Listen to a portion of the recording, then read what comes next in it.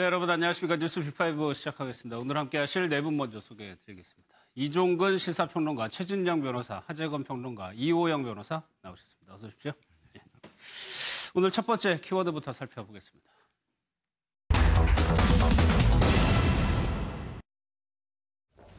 성적 대응이 인정하십니까? 들어가야지 팽기자들. 국민들께 한 말씀 해주시죠.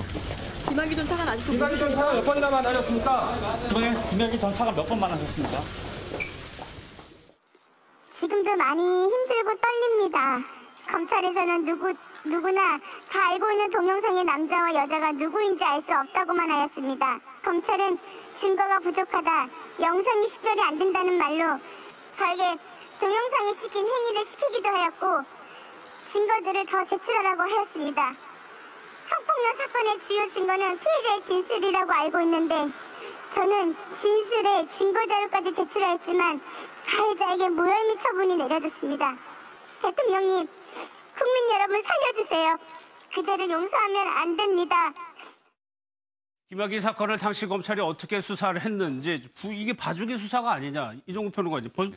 네 차례나 영장을 신청했는데 다 반려를 했단 말이에요. 네, 어떤 영장이냐면 네. 그 동영상 있지 않습니까? 저희가 그 김학의 원주 별장에서의 성폭행 네. 관련 동영상인데 처음에 경찰이 입수한 것은 좀 흐릿한 동영상이었습니다. 식별이 불가능해서 특정할 수가 없었어요. 그렇기 때문에 이 원본 동영상을 갖고 있다는 박 씨에 대해서 체포영장과 함께 압수수색 영장을 발부해달라고 네. 경찰이 검찰한테 이제 신청을 했는데 검찰이 4번 기각을 합니다. 그리고 네. 5번째에 들어주는데 기각 사유가 지금 밝혀지는데 사실 기가 막힙니다. 뭐냐면 보강 수사를 하라. 보강 수사를 지시할 상황이 아니었거든요. 왜냐하면 원본이 분명히 누구한테 있고 네. 그 원본이 확보가 되면 사실 그 전부터 그렇겠죠. 다시 수사가 출발을 해야 되는데 왜 그게 보강 수사가 필요한 건지도 모르겠고 두 번째는 관련자의 진술이 신빙성이 없다. 네. 피해자의 진술이 신빙성이 없다. 세 번째는 이유 없이 또다시 기각을 하고 이렇게 계속 기각을 하면서 네 번째까지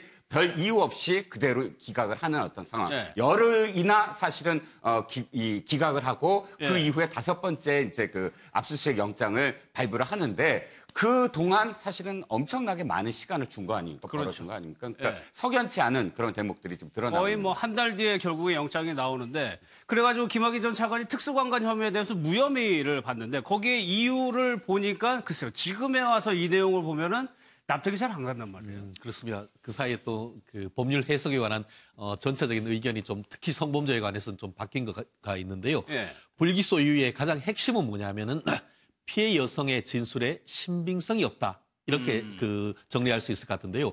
구체적으로 그 공소장 같은 경우에는 육하 원칙에 따라서 언제 어디서 누구랑 뭘 했는지 한마디로 일시와 장소가 특정이 돼야 되는데 이 여성이 범죄에 피해를 당했다라고 할 수 있는 일시와 장소를 특정하지 못했다라는 것 하나. 더불어서 경찰에서의 진술과 검찰에서의 진술이 이렇게 수차례 바뀌었기 때문에 결국 검찰이 보기에는 그 피해 여성의 어떤 진술을 믿기 어렵다. 이렇게 판단을 했습니다. 다만 그럼에도 불구하고 지금 피해 여성들 같은 경우에는 워낙 그때 전후를 해서 몇 달 동안 시달림을 당했기 때문에 그때의 김학의 그 전 차관과의 관계에 대해서 기억하는 것이 사실 쉽지 않았다. 더불어서 경찰에서는 진술을 했지만 사실 그 가해자로 지목된 그 김학의 전 차관 같은 경우에는 검찰 인사에서 유력한 인사 아니었습니까? 그렇기 때문에 검찰에 가서 제대로 진술하는 것이 사실 두려웠다. 이런 얘기가 있어서 지금 이제 여전히 그와 같은 그 피해 여성들이 억울함을 어떤 호소하는 것은 그런 배경인 것 같습니다.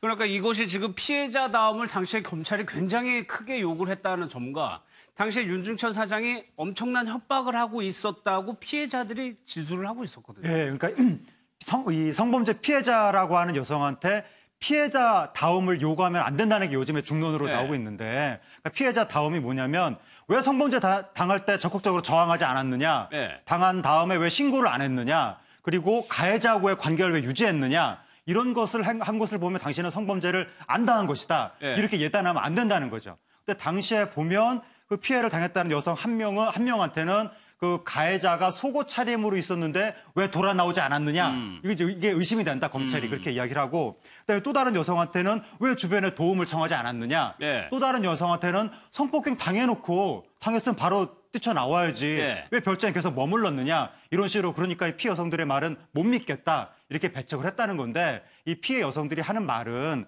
당시에 이 가해자들이 수시로 폭행 욕설을 해서 굉장히 무서웠고 그다음에 그 성폭행 당하는 장면을 촬영을 해서 유포하겠다고 협박을 했기 때문에 예. 이들의 말을 들을 수밖에 없었다. 그런데도 불구하고 저항하지 않았다, 신고하지 않았다 이러면서 이들 말을 들어주지 않은 것은 검찰이 매우 잘못한 것이다. 예. 이런 이야기가 나오는 거죠. 글쎄 이호영 변호사 이 내용만 딱 떼놓고 보면은 글쎄 검찰이 이게 범죄가 성립이 안 되는 측면만 골라서 찾은 거 아니냐는 좀 느낌도 좀 들거든요.